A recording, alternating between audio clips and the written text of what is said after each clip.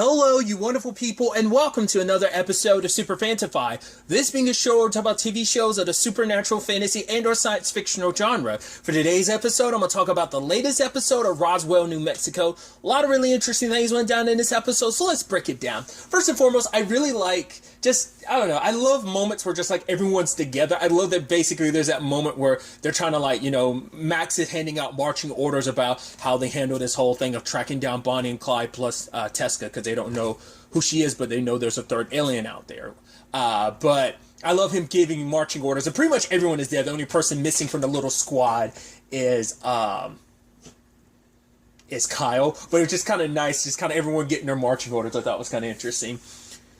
Because Michael, interestingly enough, ended up running into Bonnie at the bar, and he could tell that she was kind of sad, and he saw that, like, a lot of who he was. Because amongst her triad, she's the one that doesn't fit in, and Michael was kind of the same way. Isabel and Max fit in a lot more. Michael was always the outsider, and there's an interesting camaraderie between him and Bonnie. In fact, he's actually trying to take advantage of that. Well, not take advantage, but he's trying to reach out to her, because he's like, if she's this hesitant, maybe she's not all evil, trying to kill people, take over things like Jones is. Even though they were kind of brought here by Jones, they might not fully share the same philosophy as him, that she could be someone reached out to, because Michael feels a kindredness with her. Once again, sadly, he doesn't know about the whole thing with Alex. To be fair, that's a Teska thing, so even Bonnie and Clyde might not even know about that.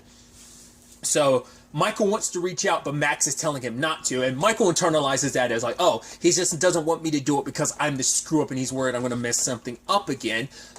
And I love that you have Dallas being, because for so long it's always just been Michael, Isabel, and Max in the middle of this. So like any alien decisions always had to be bounced back and forth between them. But then they have Dallas kind of being that middle ground, kind of reaching out and helping everyone. And they have Maria, which she's going through her situation this episode that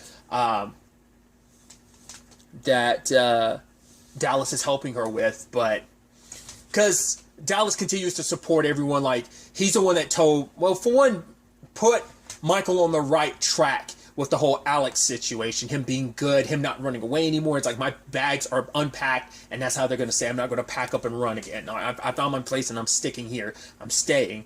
And then Dallas is doing the same thing for Maria, because the team is relying on her powers, but Maria hasn't told everyone her powers have been a little wonky. In fact, she hasn't had any visions since her brain, basically, since they stopped the deterioration of her brain. And I guess the process of that ended up, it's kind of like the double-edged sword, that like her powers was killing her, or eating away at her brain, and now it's like, right now that that's stopped, it's also blocking the pathways and everything necessary for her powers to activate. So Dallas is there to, because Maria feels useless without it, especially because it is heartbreaking when she really breaks it down, because last season she really learned so much about her family, obviously learned about Patricia and obviously Isabel, how, now like her whole family circumstances, there's so much of her family she didn't know about, and now that she felt a connection with it, she's losing that connection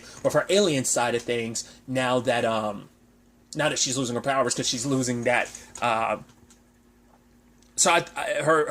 connection with her grandmother, essentially. So I just think that's such an interesting and complicated dilemma for her to go through, because it's like, yes, she's doing better, but she doesn't want to tell anybody because she feels like she's letting everyone down without her powers, especially because they relied on them so much in the past. But obviously they would want her healthy but even she knows that Liz would feel bad about, like, right, I wasn't trying to heal you, I wasn't trying to take away your powers.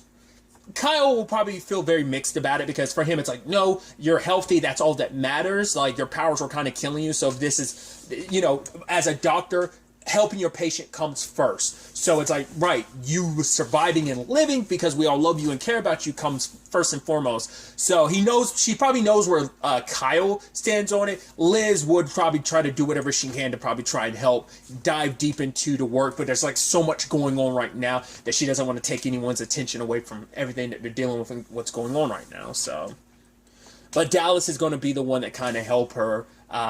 In the meantime, it's like, right, she's eventually going to have to tell the others the truth, and they can't keep lying and covering for it. But at the end of the episode, Maria finds out her mom went missing again. So I'm assuming there's going to be some correlation with maybe Teska.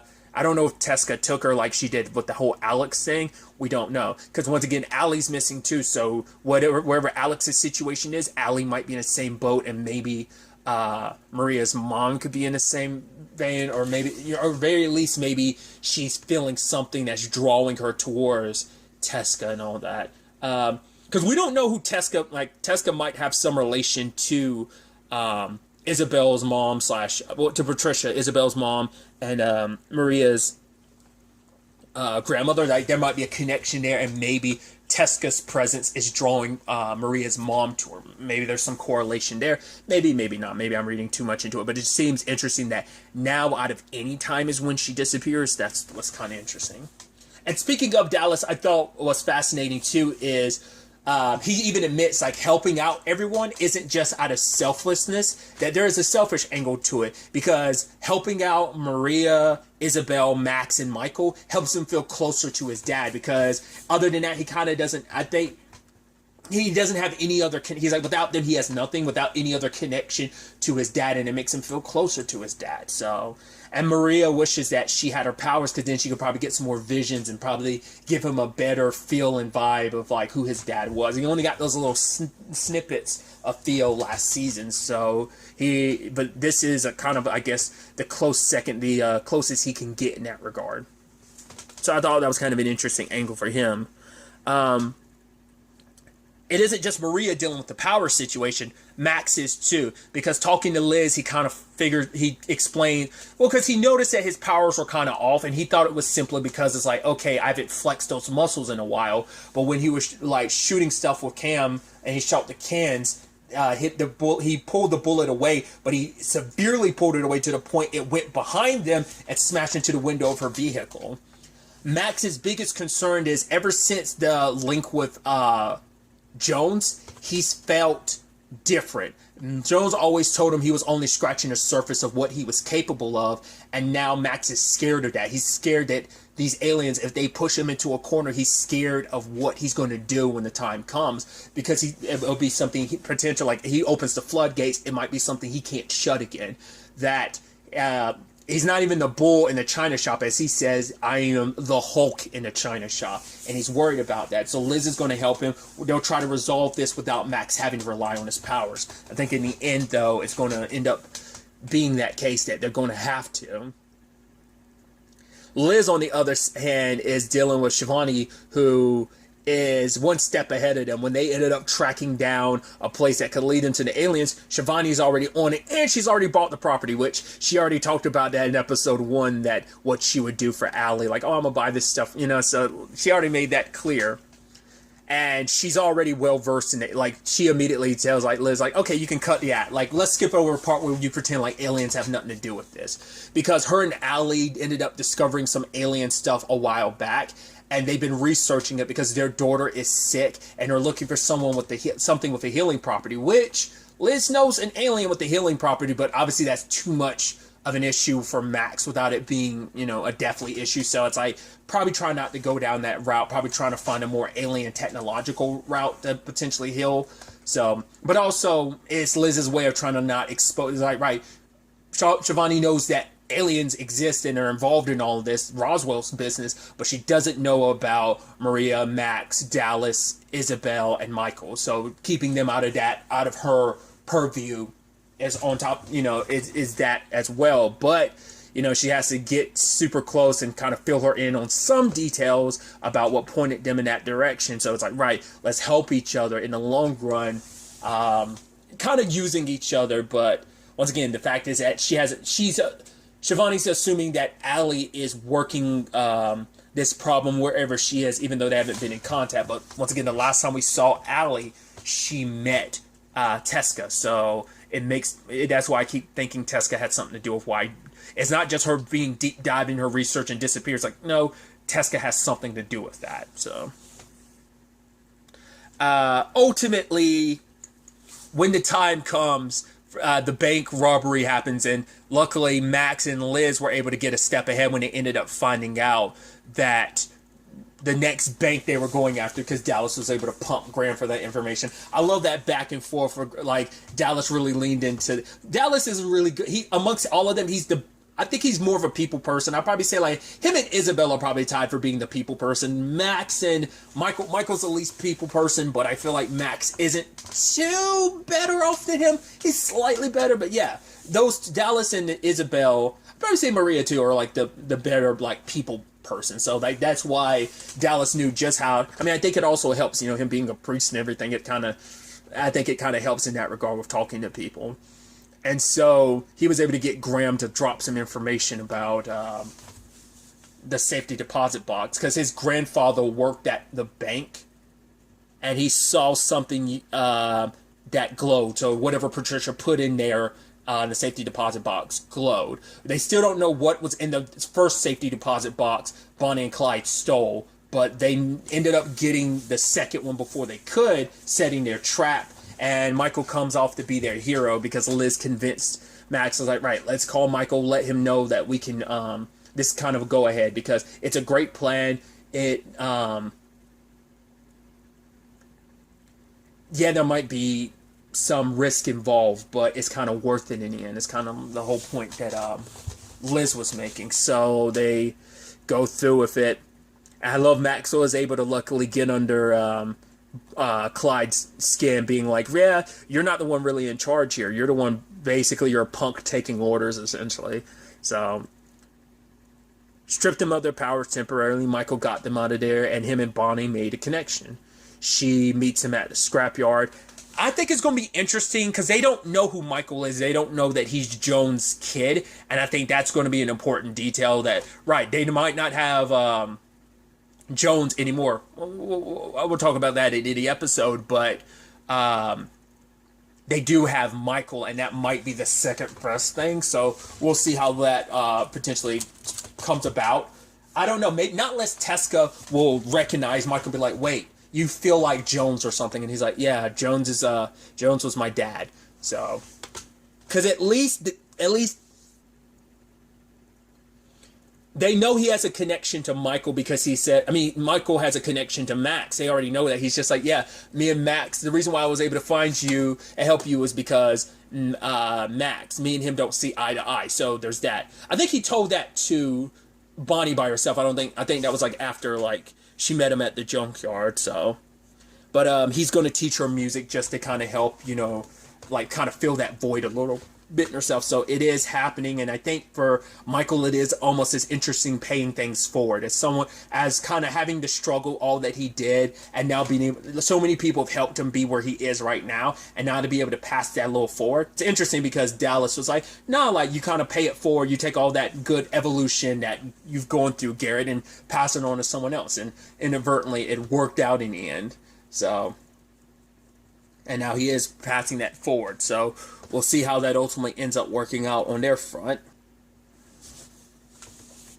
Then there's the whole situation with Kyle and, was it Kira? They're on their wine date. Lo and behold, they're double dating with Isabel and Anasta, and it's like, oh man, this is super awkward. And Kyle's going like, well, it's nice running into guys, but we're going to the VIP section. Oh wow, so are we. You see Kyle going like, come on, dude, it's not fair. He's trying to do the right thing. He's already got a hard enough time being around Isabel because he's super in love with her, but it's like, right, he doesn't want to jeopardize a relationship, so he's trying to just avoid being around her. But Isabel is kind of blind to that, because she just said, no, like, me and Kyle were pals, which is sad because that kind of gets thrown in her face a little bit later on. But while they're like, hanging out and stuff like that, it's kind of, all right, cool, everything's awkward. And I love Isabel's trying to give him dating advice. He's like, well, you're trying to give me advice on the date, I'm on a date right now. And she's like, you're welcome. It's just like, oh, getting dating advice from the girl you're crushing. It's like, oh, dude, this is so awkward. You feel so bad because Isabel's completely unaware. But then the problem is, Kira reveals, hey, I work for an insurance company and we're covering the bank heist. It's like, yeah, maybe we should change subjects. Let's not talk work. Especially because Anasta had referenced earlier that she liked Lois Lane. She read Superman comics because of Lois Lane. It's like, well, because she was into Lois in that way, but also because she, I think, it inspired, like, someone searching for the truth out there, which is like, oh, there's so many layers to that. Lois Lane is a reporter who ends up dating, eventually marrying a alien, and it's like, oh, here you are dating an alien. Granted, you don't know it. Still very much like the Lois Lane and Superman situation, because sometimes she doesn't know. Like, hey, I guess right now with Isabel's secret, you're more so dating Clark Kent rather than Superman. I love that because obviously, there's the show Superman and Lois also on the CW, but it's also interesting because later on Kyle's like, yeah, your girlfriend's doing her Nancy Drew, which is also a show on the CW. So it's just like, I'm reading too much into it. Everyone kind of uses that literary example for like, oh, someone investigating is like, oh, you either go Sherlock Holmes or you'll go Nancy Drew. So it's just in the natural zeitgeist of like pop cultural zeitgeist of terminology people would use, kind of in the metaphorical sense like that. But there's also layers to it, just like I said, because it just happens to be on this network too. But the problem is, like, Anasa can't let stuff go because her reporter instincts are like, oh, tell me more. And the problem is the surveillance footage shows Max, and she's like, oh, is that Max? So Isabel just throws Kira's phone into like some wine and is like, oops, let's go talk. So it's like, cool. The double date thing is kind of blowing up on our faces, but then Kyle finds out from Isabel why she's acting the way she did, the reason why she didn't want to be alone with Anasta. She's like, I love her, I want to cuddle her, but the problem is, what rubs her the wrong way is, the moment she told me she loves me, I ended up kind of mindscaping her, and now she feels bad about it. And it's like, every time she looks at her, it's just a constant reminder of that, and she doesn't know what to do. She's like, maybe I'd be better off staying away from her or something like that. But Kyle, once again, very heartbreaking, ends up convincing her, like, no, you just you can't lie to her anymore. You have to be honest with her. Because he's talked about his mistakes and how he didn't handle things like the best way in the past. So he's trying to help Isabel handle things in a better way. But it's like, you got to tell Anasta the truth about yourself, because this whole thing is going to eat her alive if she doesn't, being in this complicated situation. And so, which is ironic because Kyle isn't taking his own advice. He's not telling Isabel the truth. So Isabel decided, right, she's going to tell Anasta the truth, which Anasta's like, okay, something going, like, you're kind of avoiding me. Is it because of something between you and Kyle? She's like, what? No, Kyle and me are just friends. Makes you wonder, has Anasta kind of picked up on the way Kyle looks at her? He's just kind of annoyed, or just kind of like, it's like, right, you're not just dating my friend, you're dating a woman I'm in love with. So that's that complicated angle to it. But I think Anasta might be picking up on that, but it's also the angle of, yeah, you two just happen to walk off, and it's like, right, you're talking and we're not part of the conversation, because she's like, is there some part of my job you don't like? Yeah, she might not remember because they were kind of in this situation before, because Isabel was hiding something from her. She could feel it. Her instincts are good, even if that memory and stuff has been blocked and everything, she still feels that instinct of like, yeah, there's something inside of me telling me that there's something off here. They're not telling me everything. And for her, what hurts most is there's something bothering you, but the fact is you won't confide in me. That's what hurts the most. That whatever it is, you're willing to tell Kyle, but not me. And it's like, right. The person, you say, I'm not asking you to tell me everything, but the fact is that it's something that's hurting you specifically, you won't even come to me. And it's like, I'm that person who you're supposed to lean on in times like that. And Isabel kind of gets defensive, and it's like, well, maybe we should need to put some distance between us. She didn't necessarily mean it, but I think it's just like she kept getting pushed into a corner yet again, and she didn't, well, because there's also, right, she feels the guilt. It's her guilty conscience eating away at her, being like, well, maybe we need some distance, because that way I could get away from you and don't have to constantly lie to you, even though she was about to tell her the truth. And it's just kind of, the fact is you still didn't immediately do it. Maybe that speaks volumes. But also it's like, right, you wiped her memory a little bit before, so of course you're going to feel. It's just being around her is a constant reminder of that. No matter how much you feel about her, no matter how much you love her, the fact is you promised yourself you would never do that to someone you love. Even earlier being like, oh, that makes me just like Noah. And Kyle had to be like, we both know you're nothing like Noah. And so her and Anasta are kind of taking a break, sadly. So it's going to be interesting to see if things work out. There's a part of you that's like, I hope it doesn't, just because I want you and Kyle together. But at the same time, it's like, yeah, but I don't. That's always the complicated thing about love triangles, because you're like, someone's always going to get hurt. And so you're like, but I don't want Anasta and her to walk away brokenhearted. But then you have the complicated nature. Well, I mean, because she could be, Isabel's Lois Lane. But the complications with her being your Lois Lane is like she'll deep dive into this and stuff. And I don't know. The question is, will Isabel eventually still tell her the truth, or will they just kind of leave things as they are? I don't know. Because you're also just like, right, Kyle and Kira, and you're just kind of like, Kyle's just still like got those longing eyes when he looks at Isabel. So you're just kind of like, it's just that things can't keep going on this way. So we'll have to wait and see where things kind of go from here. And then finally, at the end, we have Kyle calling about Jones's body being missing, which I'm wondering, does that have anything to do with Tesca running into Eduardo? I'm assuming maybe she mind controlled him, got inside his head, found out about Jones's body, and they need Jones. Either they're going to try and resurrect him, or they just need his body as part of whatever it is that they're doing. Well, because it's like, how would she know to come after Eduardo? So it had to be because of Alex. They must have be torturing him or pumped him for information, or got inside of his head.